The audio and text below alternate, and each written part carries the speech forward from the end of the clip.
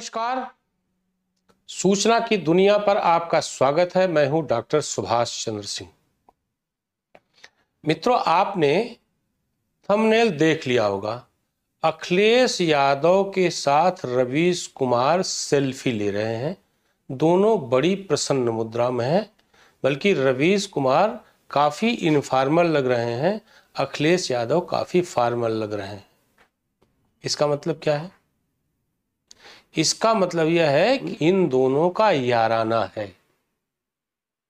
अखिलेश उत्तर प्रदेश के पूर्व मुख्यमंत्री हैं, अब सांसद हो गए हैं, अपनी पार्टी समाजवादी पार्टी के राष्ट्रीय अध्यक्ष हैं।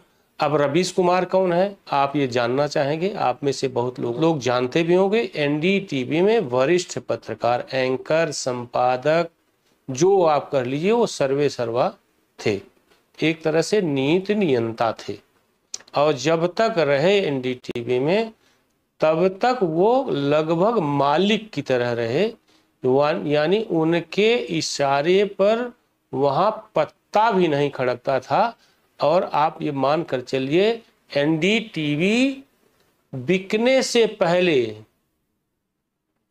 अडानी के खरीदने से पहले लेफ्ट लिबरल इकोसिस्टम का केंद्र था, सेंटर पॉइंट था।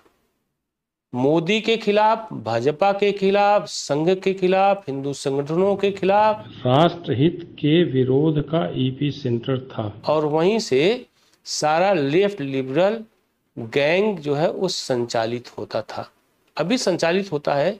उसमें कई नेता हो गए हैं, राजदीप सरदेसाई हो गए हैं, रवीश कुमार हो गए हैं, पुण्य प्रसून वाजपेयी हो गए हैं, दीपक शर्मा हो गए हैं, अजीत अंजुम हो गए। इन सब का नाम आप लोगों ने सुना हो।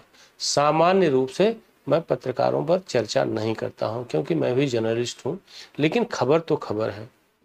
खबर जो है वो बताने से पहले मैं आपको बता दूं, रवीश कुमार हैं कौन। मैं नहीं जानता था इनकी जाति वगैरह के बारे में, मैं इस बारे में पता भी नहीं करता हूं। और मैं ये भी मानता हूं कि जो लोग जाति नहीं लिखते हैं वो सबसे बड़े जातिवादी होते हैं, किसी भी जाति के हो। अगर जाति नहीं लिखते तो आप मान लीजिए बड़े भारी जातिवादी हैं। रवीश कुमार के बारे में हम तब तक उनकी जात या पूरा नहीं जानते थे जब एक मामला उनके भाई का आया। उनका नाम है ब्रजेश कुमार पांडे। वो दुष्कर्म के आरोपी एक नाबालिग बालिका के साथ अपने एक मित्र संग दुष्कर्म का आरोप था 2017 के आसपास। वो ब्रजेश कुमार पांडे से मुझे लगा कि ये रवीश कुमार पांडे हैं। लिखते नहीं है रवीश कुमार पांडे, हैं रवीश कुमार पांडे, यानी पंडित जी हैं। 17 में कांग्रेस ने ब्रजेश कुमार पांडे से अपनी दूरी बना ली, लेकिन जैसा कि होता ही है कि पहले दूरी बना लेती है, फिर थोड़ा सा मामला ठंडा होता है तो फिर करीब कर लेती है, क्योंकि उसके डीएनए का लोग हिस्सा है ना। तो 2020 के चुनाव में ब्रजेश पांडे को रवीश कुमार पांडे के प्रयास से विधानसभा का टिकट दिया। और आप जानते हैं 2020 का चुनाव जो है राष्ट्रीय जनता दल, कांग्रेस और कम्युनिस्ट पार्टियां सब मिलकर लड़ी थी। इसके बावजूद ब्रजेश कुमार पांडे बुरी तरह हार गए।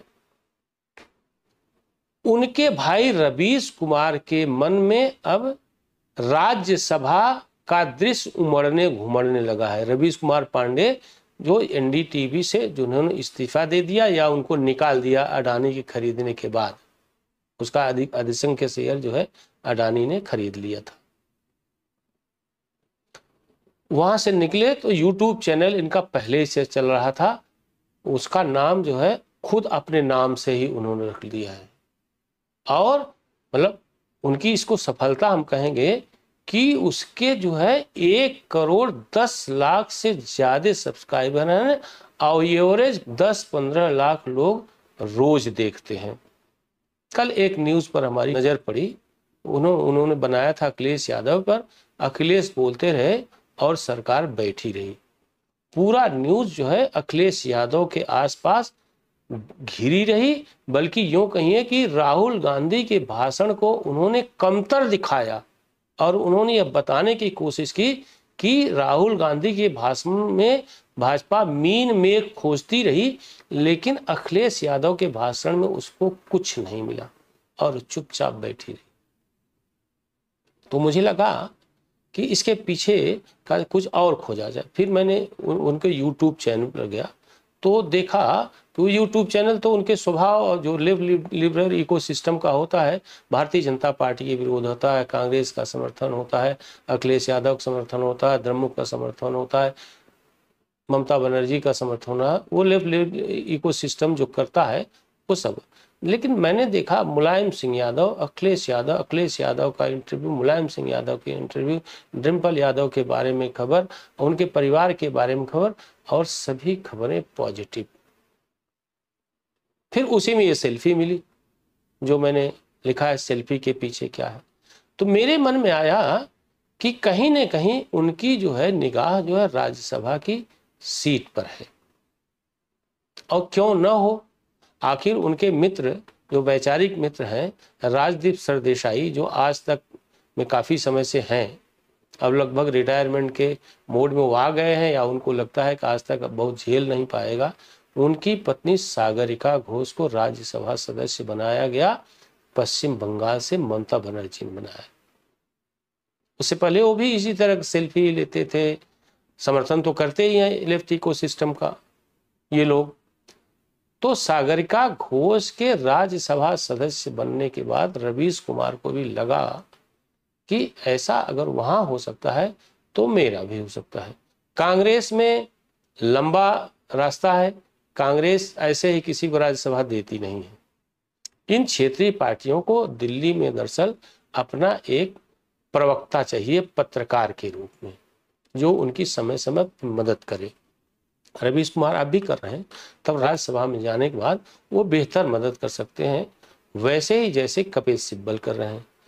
कांग्रेस की अब वो स्थिति नहीं कि जिसको चाहे जब चाहे राज्यसभा सदस्य बना दे। विधानसभा में उसके बाद बहुत अच्छी स्थिति नहीं है, 2-3 विधानसभाएं हैं, तो उसके पास तो लंबी लिस्ट है ना। कपिल सिब्बल राज्यसभा में भी रहे, लोकसभा में भी रहे, जब उनकी बात जो है वहां नहीं बन पाई तो उन्होंने बिना इस्तीफा दिए, इस्तीफा आज तक नहीं दिया, ध्यान रखिए कपिल सिब्बल ने, अखिलेश यादव की पार्टी के समर्थन से राज्यसभा में चले गए। और अखिलेश यादव के भ्रष्टाचार से संबंधित मुकदमे या कोई भी मुकदमा हो, अब कपिल सिब्बल वहां मुफ्त में लड़ते हैं। अखिलेश यादव को दिल्ली में एक जो है वकील प्रवक्ता मिल गया। ये सभी पार्टियां रखती हैं, भारतीय जनता पार्टी में भी है। अरुण जेटली वकील थे, रविशंकर प्रसाद खुद वकील हैं, अभी सुषमा स्वराज की बेटी जो है बांसुरी स्वराज खुद वकील हैं, जो इस समय लोकसभा में गई हैं दिल्ली से, दिल्ली की एक सीट से। ये सामान्य रूप से है।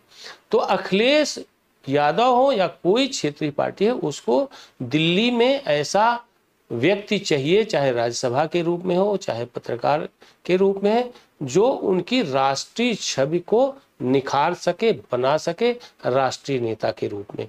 रामगोपाल यादव हैं, लेकिन उनसे वह बात नहीं हो पा रही जो अखिलेश चाहते हैं। तो रवीश कुमार के लिए अच्छा अवसर है, रवीश कुमार के लिए बहुत अच्छा है। तो रवीश कुमार के मन में यही इच्छा है कि हो न हो देर सवेर मुझे अखिलेश यादव जो है वो राज्यसभा में भेजें, चाहे निर्दलीय के रूप में या समाजवादी पार्टी के रूप में। बहुत संभव है वो समाजवादी पार्टी के समर्थन से निर्दलीय लड़े। और अखिलेश यादव के पास इस समय जो है 100 से अधिक सीटें हैं, यानी 2-3 जो है वो राज्यसभा सदस्य बनाए जा सकते हैं। कुल मिला के ये लंबी रेस है। आज नहीं 5 साल बाद कौन सी उम्र भागी जा रही है कि 65 वर्ष में जो है वो तक ही सरकारी जो है नौकरी, या 62 वर्ष तक ही सरकारी नौकरी करना, या 60 वर्ष तक जो है वो प्राइवेट नौकरी करने की उम्र है। तो ये लंबी रेस है, लेकिन उन्होंने अपना जो है वो स्थान लगभग बना लिया है। और रवीश कुमार के बारे में 2-3 बातें जो है वो कहनी है। दूसरा लगभग मैं आपको बता चुका हूं, लेकिन जैसे मैंने कहा कि कांग्रेस से जब उनके भाई का टिकट जो है मिला, भाई को टिकट मिला और हार गए, तो उनको लगा कि अब कांग्रेस में वह जो है क्षमता नहीं है और इतनी लंबी लिस्ट है कि वहां से बात नहीं बन सकती है। और उन्होंने पूरे चुनाव के दौरान, विधानसभा चुनाव के दौरान, अपने यूट्यूब चैनल पर अखिलेश यादव के करीब करीब पूरा भाषण कवरेज के रूप में देते थे। उनके साथ कई रोड शो भी किया, उनसे जो है चलते फिरते इंटरव्यू भी किया और उसको बड़े बेहतरीन तरीके से, भले उनके पास भाषा तो है ही है, भले वो भारतीय जनता पार्टी का विरोध करते हैं, संघ का विरोध करते हैं, लेकिन भाषा शैली उनके पास है, वरिष्ठ पत्रकार हैं, पढ़े लिखे हैं, अंग्रेजी हिंदी दोनों की अच्छी जानकारी है। लेकिन उनकी राजनीतिक मंशा के बारे में मुझे लगता है कि आपको बताना चाहिए। मैं आज ये बता रहा हूँ, आप इंतजार करिए उस दिन का जब उनको राज्यसभा सदस्य बनाया जाएगा। ये इंतजार भी लंबा हो सकता है। फिलहाल इस एपिसोड में इतना ही। आप सभी लोगों से अनुरोध है कि जो लोग भी सूचना की दुनिया को देख रहे हैं, सूचना की दुनिया को लाइक करें, सब्सक्राइब करें, बेल आइकन दबाएं, कमेंट करें और शेयर करना न भूलें। आप इस YouTube चैनल को लाइक करिए, सब्सक्राइब करिए, कमेंट करिए और शेयर जरूर करिए।